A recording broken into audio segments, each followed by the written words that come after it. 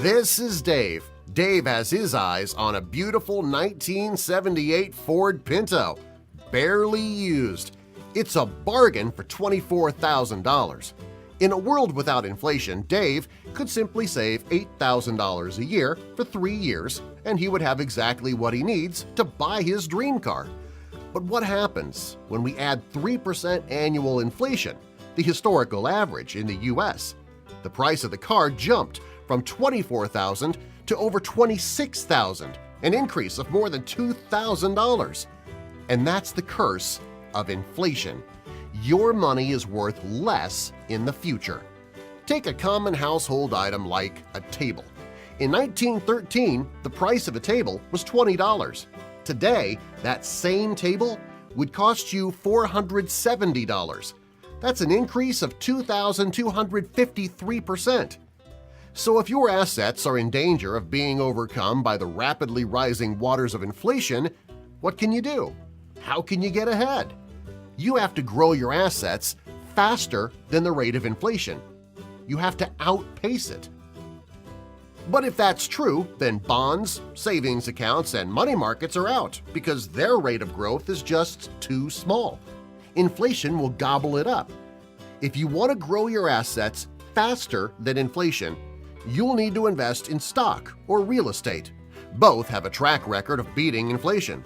For example, historically, stock has earned a premium of 6.6% over inflation over time.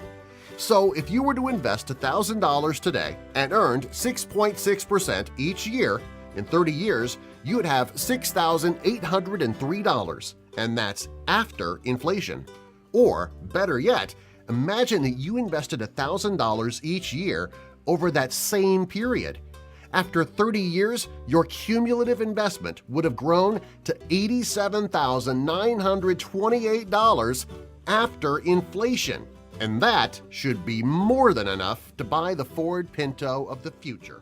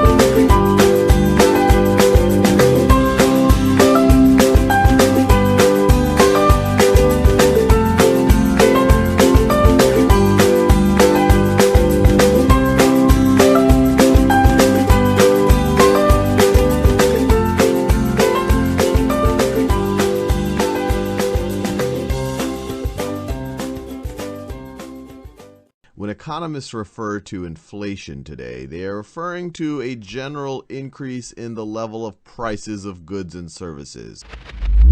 Foods are grouped together because they provide similar amounts of the key nutrients of that food group. To meet the nutrient requirements essential for good health, you need to eat a variety from each of the 5 groups daily in the recommended amounts. Meat products are among the 5 food groups essential for human consumption.